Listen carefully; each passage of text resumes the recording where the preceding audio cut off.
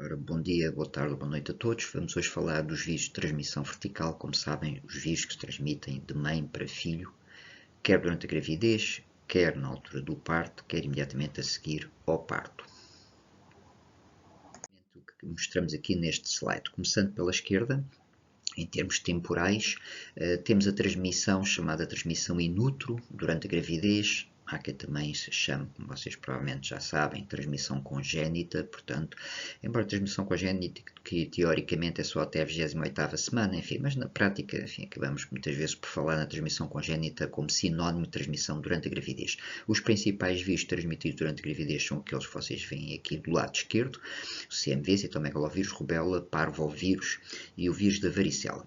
A altura do parto é também uma altura propícia para a transmissão dos vírus, através, obviamente, tudo do sangue, o HIV, hepatite B, hepatite C também, enfim, embora esta acaba por ser pouco, mas também farei depois uma referência no final desta aula, e o herpes 2, que eu já vos falei na aula teórica de herpes. A seguir, pode também haver transmissão nos primeiros meses após o nascimento da criança, sobretudo através do aleitamento. Claro que também pode haver através da saliva, mas sobretudo através do aleitamento. Aqui o HIV é o mais importante, embora a hepatite B também possa ser transmitida nesta fase, mas é sobretudo o HIV que nos preocupa mais. Vamos então começar pelo CMV. Já sabem, CMV é do citomegalovírus, em português vírus citomegálico humano. Na verdade, citomegalovírus é o nome do género. A espécie que afeta os humanos é o vírus citomegálico humano, mas portanto, enfim, na gíria todos falamos no CMV. Já vos falei nisto na aula dos herpes, portanto as infecções por CMV dividem-se em 3 grandes grupos completamente diferentes. Hoje vamos então falar da infecção congénita. Vou, no fundo, programar esta parte do CMV respondendo a perguntas que, enfim, que ao longo dos anos me têm feito, quer colegas em termos profissionais, quer às vezes até grávidas diretamente. Portanto, vamos então como que respondendo a alguém que nos estivesse a fazer as perguntas, é talvez assim mais fácil de abordarmos para não ser tão maçador. Bom, vi na net que o CMV podia causar problemas ao feto, é verdade e é frequente. Bom, é verdade, senão obviamente não estaríamos a abordá-lo aqui na aula. Se é frequente, é isso que vamos abordar aqui a seguir, mas de qualquer maneira deixe-me desde já dizer, para ficar bem claro, que o CMV é, de longe, o principal agente de infecção congénita. Este slide é muito curioso, porque é slide feito nos Estados Unidos, mas mostra bem, reparem que a importância está no slide de cima. Portanto, vejam que o citomegalovírus bate outras situações bem conhecidas, como a espinha bífida, ou muito mais o HIV em termos de transmissão vertical, o síndrome de Down. Portanto, ele é mais frequente de todos os outros. Mas, por outro lado, o conhecimento que as pessoas têm desta situação é exatamente o contrário. Portanto, é uma curva exatamente ao contrário. Portanto, o CMV é realmente injustamente incompreendido, mas pronto, mas efetivamente é assim. E o problema é que não é só a nível da população em geral, é também, mesmo a nível profissional, acaba a não ser determinados grupos de colegas, acaba também por ser relativamente ignorado. Afinal, quais são os números de infecção congénita? Vocês estão a ver aqui esta tabela, obviamente não têm que saber a tabela, aquilo que vocês têm que saber é aquilo que está lá em cima. Portanto, a prevalência descrita a nível mundial tem um intervalo grande, de 0,2% a cerca de 2,2%, mas a média, e temos visto isso sobretudo a nível europeu também, a média é cerca de 0,7% de todos os recém-nascidos. Portanto, ou seja, isso significa que em 1000 crianças que nascem, 7 vão ter infecção congénita. Queria-vos só chamar a atenção para os números em Portugal. Nós realmente em Portugal estamos efetivamente muito perto deste 0,7. Aliás, vejam aquele trabalho que foi também feito aqui por uma equipe nossa aqui da faculdade, aquele último de 2019, que já não é o último, mas enfim, já depois vou-vos falar no slide a seguir, que teve realmente 0,7, efetivamente é aquilo que nós pensamos que seja efetivamente a média em Portugal. Mas há aqui depois um pequeno pormenor que eu vou agora falar no slide a seguir e que tem a ver com o efeito Covid. Mas aquilo que, se for perguntado no exame, qual é a prevalência de infecção congénita na Europa e em Portugal, o que vocês têm que realmente dizer é que ronda os 0,7%. É este, neste momento, o conhecimento que temos. A Covid teve um efeito muito curioso realmente na prevalência de infecção congénita, efeito que nós pensamos que enfim, com o tempo vai desaparecer, mas a verdade é que não temos a certeza absoluta. Como vocês já puderam ver no slide anterior, realmente num estudo efetuado em 2019, portanto aqui na zona de Lisboa, foram encontrados cerca de 0,7%, 0,67% de prevalência de infecção congénita. Ora bem, isto está dentro da média esperada. Ora bem, isto foi antes da Covid. O que é que aconteceu durante a Covid? Durante a Covid, e pensamos que é lógico, devido às restrições, aliás, vocês vão ver depois, um pouco mais à frente, como é que o vírus se transmite e vão perceber porque é que a Covid, embora o vírus, por seu CMV, não tenha uma transmissão respiratória, porque é que as medidas que se aplicaram para a Covid, nomeadamente o fechamento das creches, etc., tiveram uma influência na prevalência, realmente tiveram uma influência tremenda, porque num estudo que nós estávamos aqui a fazer com vários hospitais aqui na zona de Lisboa, vocês veem que durante a Covid a prevalência chegou a 0,078%, ou seja, 10 vezes menos do que aquilo que era habitual e que acontecia nos últimos anos. Curiosamente, enfim, de uma forma esperada, expectável, depois estes nossos dados foram depois também confirmados por outras equipes a nível internacional. Aquilo que nós temos que verificarmos a seguir, já na parte a seguir, mas ainda perante a pandemia, foi que aumentou lentamente esses números à medida que as medidas foram começando a ser aligeradas, começamos a verificar um aumento da prevalência, mas a verdade é que, enfim, ainda há pouco mais de um ano, enfim, estamos a falar, enfim, 22, enfim, agora quando vocês estiverem a ver estas aulas, enfim, já terá passado ainda mais tempo, estava a subir, mas mesmo assim ainda estava mais baixo do que aquilo que é o habitual. Nesta altura, neste ano letivo, provavelmente, mas neste momento nós não temos nenhum estudo que eu saiba a decorrer aqui em Portugal para avaliar, é natural que a prevalência aos poucos vá aproximando do 0,7%, mas fica sempre aquela dúvida, será que algumas das medidas que foram aplicadas durante a Covid ainda se mantêm nos infantários, alguns cuidados relativamente a separar mais as crianças, a lavagens das mãos, etc. Pois isso não sei responder, enfim, é algo que se calhar no futuro algum estudo irá dizer se conseguimos ou não voltar exatamente à prevalência de 0,7%. Obviamente que seria o ideal é que não voltássemos, portanto, que a Covid tivesse deixado aqui uma imagem neste aspecto, um dado positivo, que era evitar as infecções congénitas, diminuir a prevalência. Não sabemos responder isso, portanto, mas resumindo, a prevalência, e para não haver confusão nenhuma, a prevalência é 0,7% e continua a ser este o número oficial, mas vocês têm que saber que efetivamente a Covid teve um grande impacto na prevalência da infecção congênita por CMV, como teve em muitas outras infecções, naturalmente, houve menos contatos entre as pessoas, e neste momento ainda não sabemos se já voltamos à habitual, entre aspas, prevalência de 0,7%. Portanto, em resumo, é isto que vocês têm que saber. Para perceberem a importância destes números, vejam o seguinte, portanto, um recém-nascido que nasce com infecção congénita, portanto, e repito, 1 em cada 100 mais ou menos que nasce em Portugal vai nascer com infecção congénita, significa que dos que nascem com infecção congénita, 10 a 15% vão ser sintomáticos ao nascimento. Portanto, é o grupo que está do lado esquerdo que vai ter todas aquelas manifestações, mas como vocês podem ver, algumas delas são extremamente graves. Aliás, este grupo que nós chamamos os sintomáticos ao nascimento, o próprio nome diz tudo, eles nascem já com sintomas, é um grupo que alguns deles vão logo falecer, a maior parte vai sobreviver, mas a maior parte dos que sobrevivem vão ter sequelas importantes, sobretudo a surdez. Aliás, deixa-me desde já dizer que o CMV é uma das principais 2-3 causas mais importantes de surdez nas crianças, mas também atraso mental, outras deficiências neurológicas, portanto vão ficar com sequelas para sempre. Portanto é um grupo mau, chamemos-lhe assim, não significa que todos sejam assim, mas muitos são. Mas para quem nasce bem, a notícia é boa, mas não ainda totalmente boa.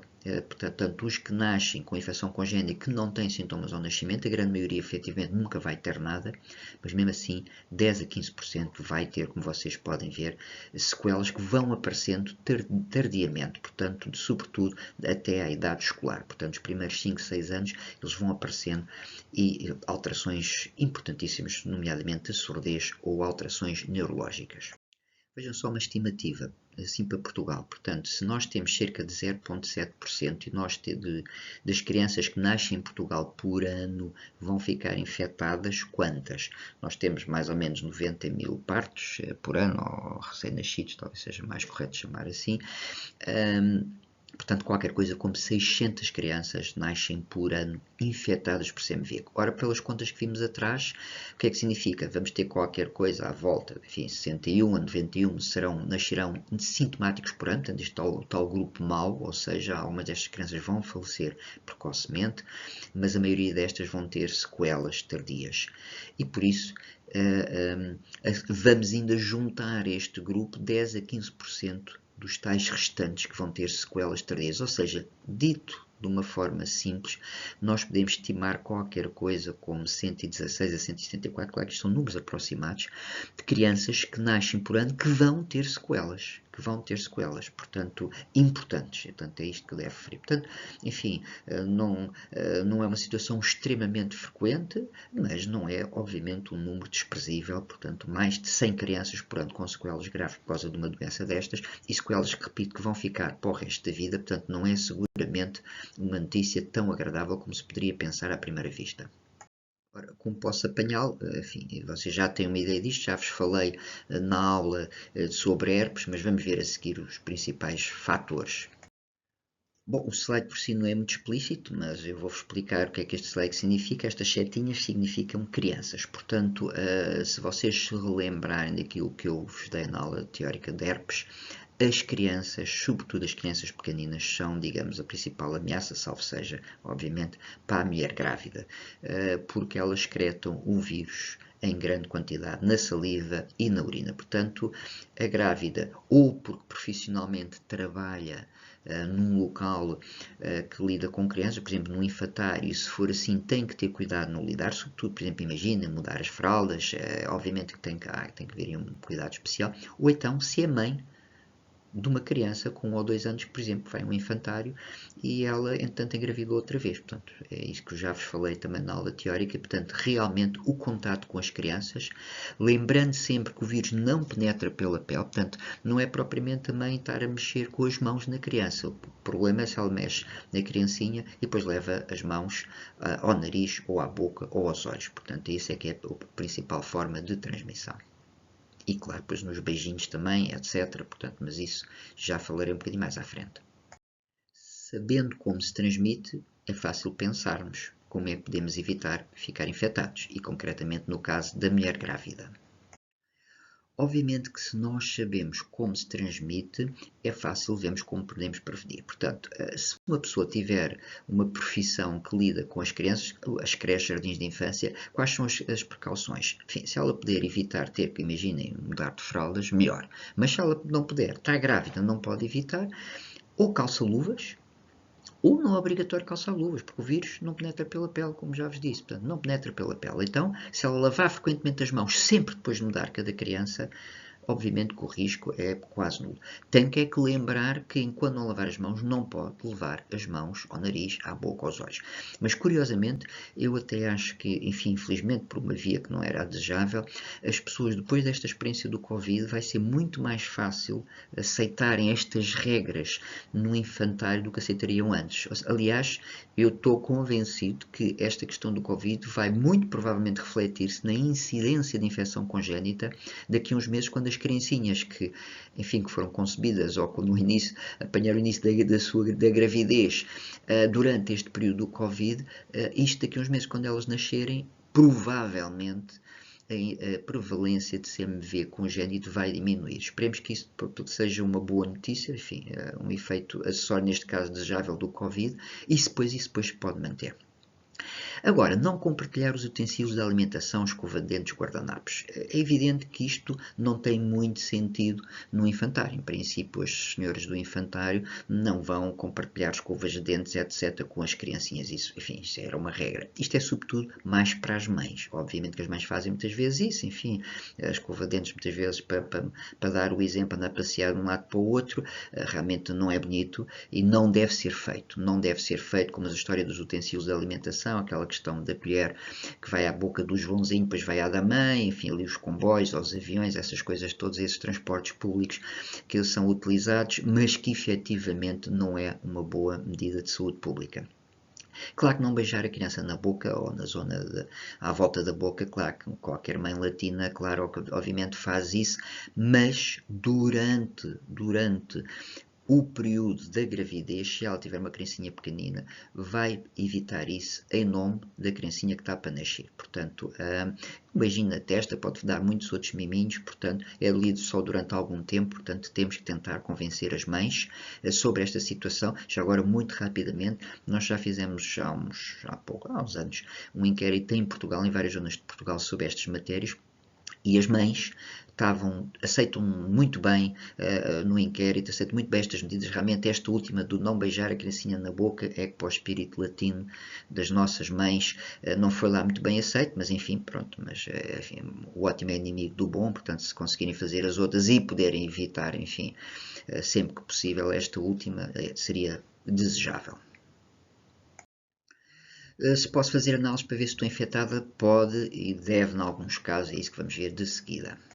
Se fizermos um rastreio para esta infecção, um rastreio pré-natal, nós devemos fazer, e já digo se, já vou explicar o que é que este quer dizer, o se mais à frente, nós devemos fazer uma pesquisa de IgM e IgG.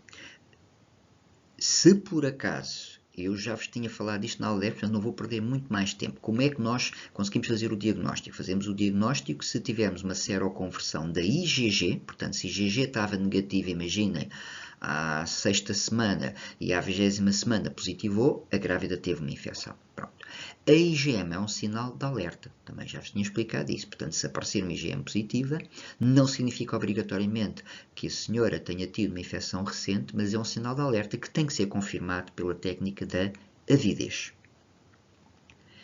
Se por acaso nós tivermos uma grávida que tem uma portanto, quais são os critérios para nós afirmarmos que há uma infecção materna? Quando temos uma seroconversão da IgG ou quando temos uma IgM positiva que foi confirmada por uma avidez das IgGs baixa. Portanto, seroconversão de IgG ou avidez das IgGs baixa significa que a mãe teve uma infecção. Mas que ela vos vai perguntar, quando vocês forem profissionais de saúde, sim senhor, eu tenho uma infecção, mas eu transmiti ao meu bebê ou não? Isso nós só conseguimos através da amniocentese. Portanto, a amniocentese, vamos ver o líquido amniótico e faz por técnicas de PCR a pesquisa do vírus. Há também um outro terceiro critério que pode levar à amniocentese, que é uma alteração ecográfica. Portanto, se o obstetra tiver uma alteração ecográfica que não conseguiu esclarecer, também pode pedir a pesquisa do CMV. Portanto, recapitulando, indicações para a amniocentese: seroconversão das IgGs, IgM positiva com avidez das IgGs baixa ou uma alteração ecográfica não esclarecida. Se o líquido amniótico for positivo, o bebê, obviamente, está lá a nadar no meio do líquido, obviamente que, e infelizmente, que estará infectado. Portanto, a amniocentese é a forma de fazermos o diagnóstico de infecção congénita pré-natal. Portanto, se o líquido amniótico estiver positivo, a criança está, obviamente, aliás, está lá mergulhada naquele líquido, está, obviamente, positiva. Aliás, convém relembrar sempre, mais uma vez, que o líquido amniótico está positivo porque é a criança que excretou para lá. Portanto, a criança infecta-se, no fundo, através do sangue, através do cordão umbilical. Portanto, o trajeto do vírus é a mãe tem virémia, infecta a placenta. A partir da placenta, passa, portanto, para o compartimento fetal, infecta a criança e a criança depois vai excretar o vírus para o líquido amniótico. Portanto, se o líquido amniótico está positivo, obviamente a criança está positiva, mas porque foi ela que excretou para o líquido amniótico e não o líquido amniótico que se infectou primeiro e depois infectou a criança. Uma questão que agora já não é controversa era quando é que se devia fazer a amniocentese. E, portanto, aqui, se vocês virem os slides do ano anterior, veem que se aconselhava fazer a partir da 21ª, 22ª semana. Bom, dados recentes e seguros mostram que a partir da 17ª semana já se pode fazer a amniocentese, o que é muito bom, porque vocês imaginem o que é uma grávida saber que teve uma seroconversão, por exemplo, à 8ª semana, e depois ter que esperar pela 22ª semana para se fazer a amniocentese, para só nessa altura saber se tinha a sua infecção, porque se ela teve uma seroconversão, ela teve uma infecção seguramente, mas para saber se tinha passado à sua criança, teria que esperar pela 22ª semana. Melhorou alguma coisa, não foi muito, mas pronto, enfim, não pode ser muito antes da 17ª semana, porque efetivamente, como eu vos digo, o vírus é excretado pelo bebê, portanto, para o líquido amniótico. E realmente essa excreção só começa a aparecer mais perto da 20ª semana e, portanto, desta questão de 17ª semana. Ou seja, se fizeres a amniocentese muito precocemente, não se vai apanhar o vírus no líquido amniótico, mesmo que o bebê esteja infectado. Outro pormenor também importante é que, fim, deve ser a partir da 17ª semana e respeitar um prazo de 8 semanas após a seroconversão. Claro que nem sempre se consegue determinar exatamente quando foi a seroconversão, mas pronto, mas pelo menos desde a altura que se fez o diagnóstico serológico, a dizer a mãe está infectada, ou esteve infectada, devemos esperar 8 semanas precisamente para dar tempo para a criança começar a excretar para o líquido amniótico. Ora, isto é um slide muito importante e por isso eu vou perder aqui um bocadinho de tempo.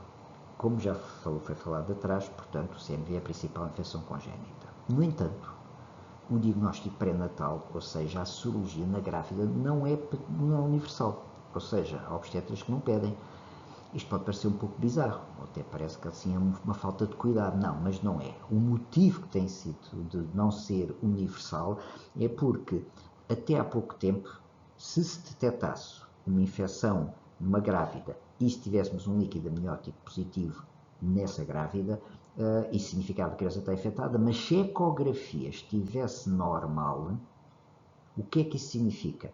Significa que vai tudo correr bem quando a criança nascer? Não, não temos a certeza. Pode correr bem como pode não correr. Ou seja, uma ecografia normal nesta altura não vai predizer o que é que vai acontecer depois. E por outro lado, os obstetras não tinham nenhuma ferramenta para lidar com esta situação. E portanto, muitas vezes pedem, então se vão fazer uma amniocentese, se o CMV vem positivo e depois se não fazem nada, então mais vale não fazer o rastreio pré-natal. Ora bem, isto mudou recentemente, e de tal maneira recentemente que eu estou a fazer esta gravação em 2026, neste momento já muitas equipes, embora não seja ainda universal, mas já muitas equipes aceitam fazer o seguinte, fazer uma prevenção da transmissão dando valaciclovir. Portanto, o valaciclovir, repito, é um antiviral que pode ser dado às grávidas e como é que vamos fazer, ou melhor, nestes casos, como é que os obstetras vão fazer? Eles fazem a sorologia,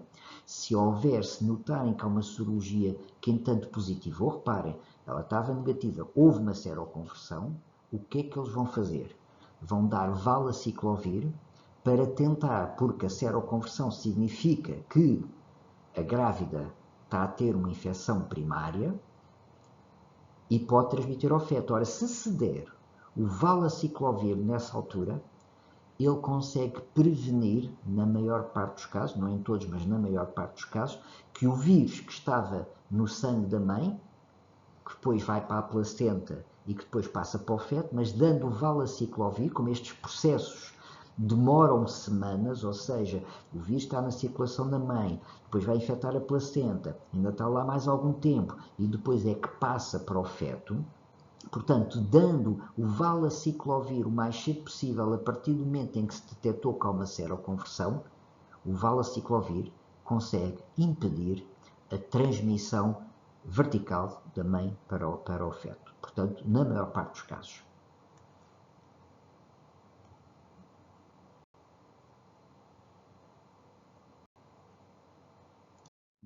O que esta mãe agora aqui pergunta é, bom, então eu não fiz, o meu obstetra decidiu que não era melhor não fazer o rastreio, mas houve uma criancinha que nasceu com algum problema. Pronto, normalmente, honestamente, aqui até a pergunta até nem é tanto a mãe, até muitas vezes é mais o pediatra ou o neonatologista que vai fazer essa pergunta.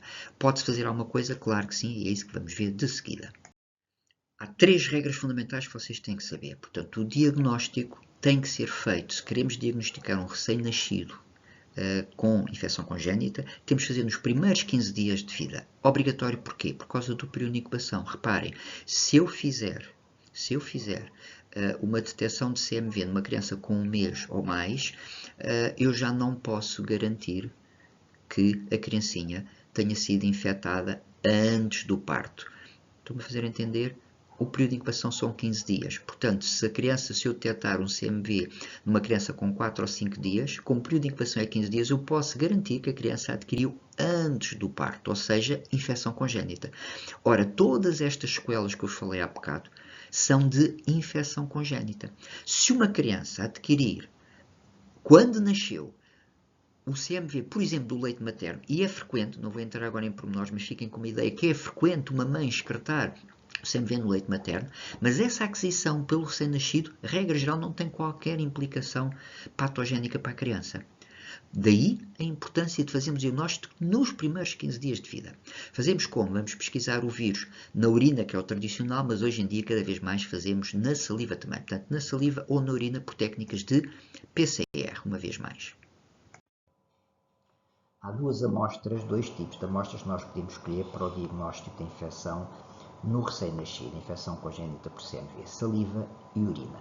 Haverá também depois o sangue num outro contexto, que vou falar à frente, mas habitualmente, se nós temos um recém-nascido com suspeita, deve-se escolher ou a saliva ou a urina.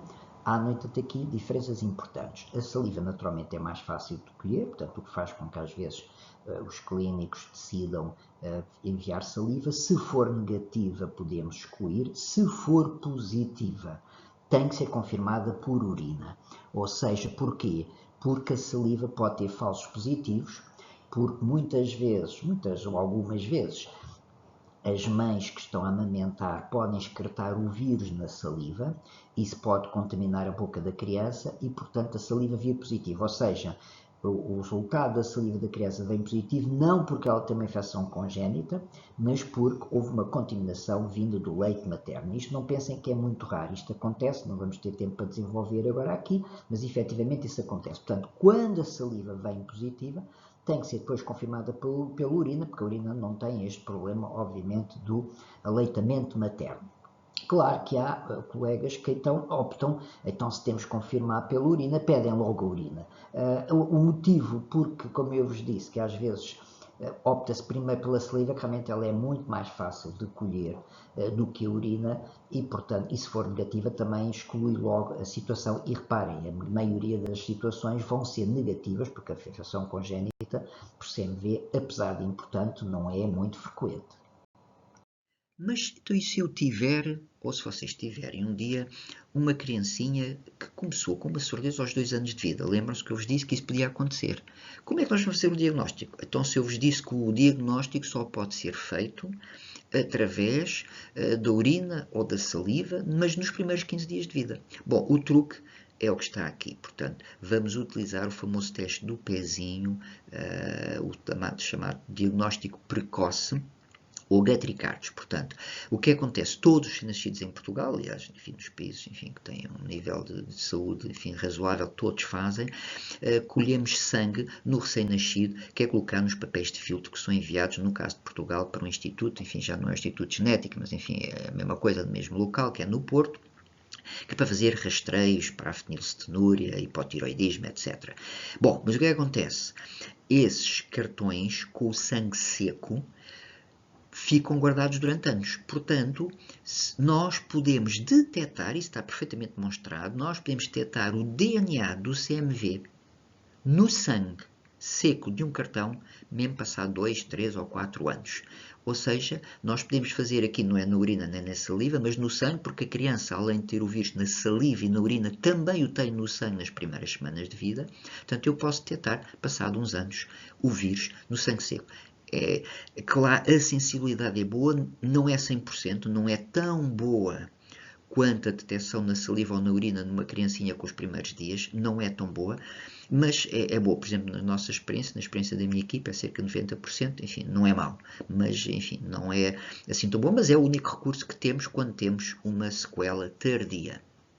Portanto, isto é o resumo do diagnóstico pós-natal. Portanto, no recém-nascido nós fazemos os primeiros 15 dias na urina ou na saliva. A partir das 2 semanas devemos fazer no tal dito Gatricard ou cartão do diagnóstico precoce. E vamos começar pelos parvovírus. Parvo quer dizer pequeno, enfim, normalmente utilizamos isto com outro objetivo, mas parvo quer dizer pequeno, portanto vamos então começar por falar pelo parvovírus B19, que é aquele que tem a ver com a nossa aula de hoje. Não vou perder tempo com este slide, portanto é um vírus de DNA, pronto, já sabem qual é o objetivo destes slides, portanto está tudo aqui, portanto não vamos estar a perder mais tempo. Aqui também está a descrição principal do vírus, por menor de ser um DNA de cadeia simples, portanto ser uma exceção à regra.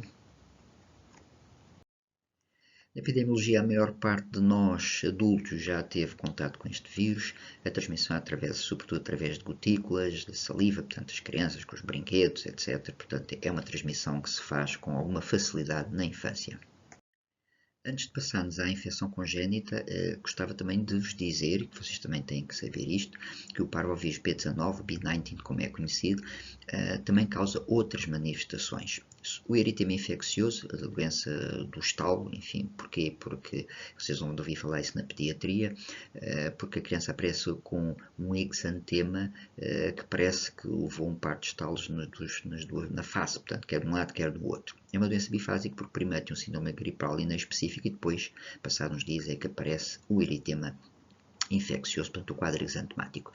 Nas mulheres, sobretudo, mais frequente que nos homens, mulheres novas, pode dar um quadro de poliartrite, por vezes também com exantema. Portanto, se vocês tiverem depois na vossa prática, isto deixa-me só dizer-vos que isto não é uma situação muito frequente, mas eu próprio, enfim, já não faço clínica de forma regular, assim, já me deparei com alguns, não muitos, mas já me deparei com alguns casos. Portanto, sempre que houver uma mulher um quadro de poliartrite, e sobretudo se ela referir que essa poliartrite se prolongou, enfim, ao longo de algumas semanas, às vezes até meses, a seguir a um quadro gripal e sobretudo se teve exantema, ponham a possibilidade que seja a infecção pelo B19. Isto é importante porque, enfim, em vez de andarem a pensar em doenças reumatológicas complexas, convém excluir esta situação.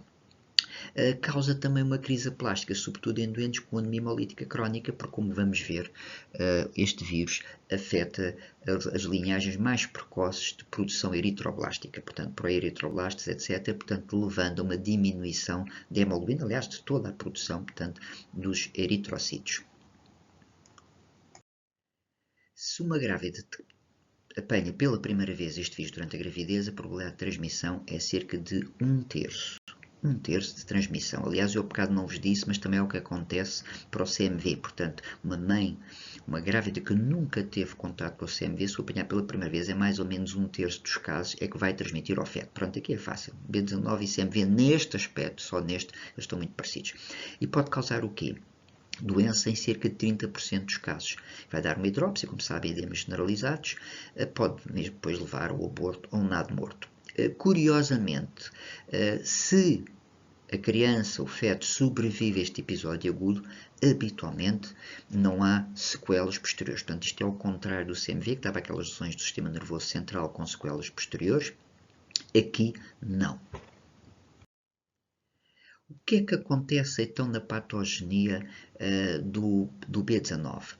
Ele vai atingir a placenta e vai, sobretudo, como eu já vos disse há bocado, atacar, infectar e destruir os precursores da linhagem eritroide, da linhagem vermelha. Ora bem, isto vai levar a uma anemia gravíssima do feto, anemia essa que vai levar depois a uma insuficiência cardíaca. Portanto, embora isto seja uma forma relativamente simples de o dizer, porque enfim, há fatores mais complexos do que este, mas o principal motivo, no fundo, é uma insuficiência cardíaca, no fundo, por insuficiente oxigenação das células cardíacas causadas por uma anemia gravíssima do feto devido à tremenda baixa da hemoglobina e, obviamente, dos glóbulos vermelhos e da hemoglobina, consequentemente, que acontece durante este período.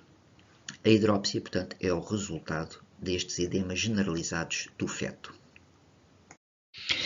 O diagnóstico da infecção fetal Hoje em dia é feito, por um lado, por métodos não invasivos, portanto, hoje conseguem os obstetras determinar se há ou não anemia fetal, e se houver hidrópsia, faz normalmente a pesquisa do vírus no sangue do cordão, ou seja, aproveita-se a cordocentese para fazer a colheita, por um lado, para saber o grau de anemia fetal, por outro lado, depois para a pesquisa do parvovírus, mas aproveitam também para fazer aí a transfusão intrauterina no caso de haver uma anemia grave.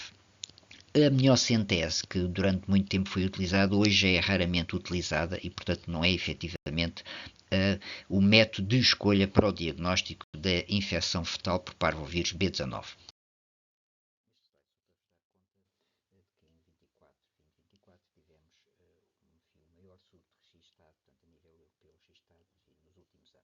Normalmente o parvovírus dá surtos mais ou menos de 4 em 4 a 5 anos. Este realmente foi maior que o habitual e causou, portanto, enfim, alguma preocupação, nomeadamente naquelas populações de risco, como vocês de resto estão a ver aqui. De certa forma, esta situação depois passou, portanto, este último ano já não havia este aumento, mas de qualquer maneira isto serviu de aviso de que, efetivamente, o parvovírus P19, embora seja um vírus que habitualmente não tem uma incidência muito grande no dia a dia, mas de vez em quando pode ter, como aconteceu precisamente neste ano, causando sobretudo, enfim, como eu digo, algum alarme, sobretudo a nível da obstetrícia, pelos motivos que já expliquei atrás. Vamos agora dar umas palavras sobre o vírus da rubéola. É um vírus, é o vírus talvez no passado mais conhecido como agente de infecção congénita. Aliás, ele era o principal agente de infecção congénita, portanto, isto antes do aparecimento naturalmente da vacinação. A vacinação felizmente quase que fez desaparecer a rubéola.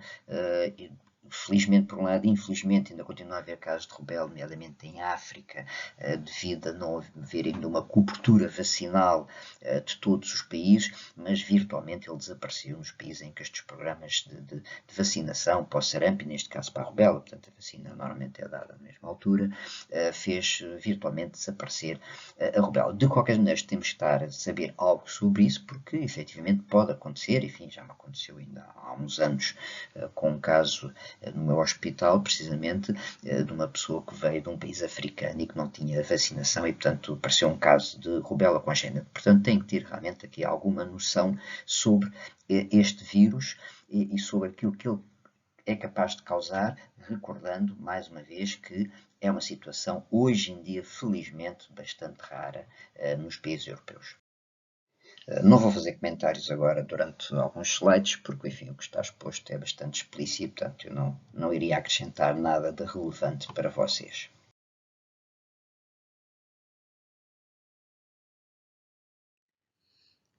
Aqui também, a transmissão, deixem-me só dizer-vos aqui abaixo, portanto, vocês já sabem que tem que saber isso, eu posso efetivamente perguntar se um vírus tem invólucro ou não, enfim, o tamanho, se perguntar se é grande ou pequeno, tudo bem, não vos vou perguntar exatamente se é 45 ou se é 65 nanómetros, isso, enfim, não vamos fazer, mas, por exemplo, se é de RNA ou ARN. Já agora deixem-me dizer, DNA ou ADN, como vocês sabem, é a mesma coisa, e nós às vezes, tanto pode, nas perguntas, tanto pode aparecer uma coisa como outra, enfim, não quero jurar que todas as perguntas estão exatamente da mesma forma, mas isso vocês já sabem. Transmissão por via aérea, quando nós falamos aqui via aérea, é transmissão por gotículas, eventualmente, às vezes poderá ser também por aerossóis, mas sobretudo transmissão por gotículas. É uma doença exantemática. Isto é um aspecto que vocês têm que saber, porque a rubéola, como vocês, devido à vacinação, rarissimamente vão ver rubéola, convém saber que ela efetivamente causa uma doença exantemática. Mas ser uma doença exantemática numa criança ou no adulto, por si só não nos preocupava, porque é uma doença benigna, na sua esmagadora maioria dos casos. O problema é se a grávida adquire esta infecção. E vocês têm aqui as consequências e vejam que aqui difere do CMV. Portanto, é mais grave dos primeiros 16 semanas, enfim, aqui o CMV ainda tem uma parecença, mas vejam a transmissão. Durante o primeiro trimestre, enquanto, por exemplo, no CMV ou para o parvovírus a transmissão é 30%, aqui é cerca de 80% de transmissão, mas nos casos que se transmite, as malformações são em todos eles praticamente. Ou seja, isto aqui, como vocês recordam das contas que fizemos para o CMV, é completamente diferente. Portanto, de uma maneira geral, grávida que apanha a rubéola, tem uma elevadíssima probabilidade de transmitir infecção grave ao feto. E, portanto, com todas estas consequências vocês têm aqui, algumas delas parecidas ao CMV, outras não tanto, os defeitos cardíacos não são assim tão frequentes, mas, portanto, é uma situação dramática.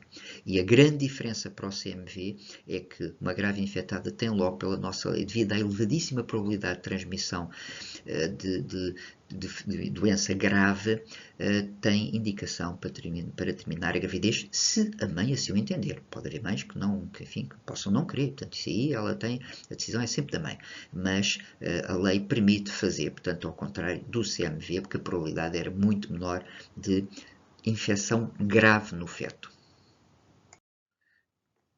Bom, vocês olham para este slide e dizem que isto é um déjà vu, e é verdade, realmente isto é um copy-paste do CMV, porque efetivamente a nossa abordagem para a rubéola, apesar das gravidades, enfim, serem diferentes, como já vos disse, mas é exatamente o raciocínio, é exatamente o mesmo. A única diferença é que nós na amniocentese não temos que esperar até à 22ª semana, portanto, se houver alterações fetais, podemos fazê-la mais cedo.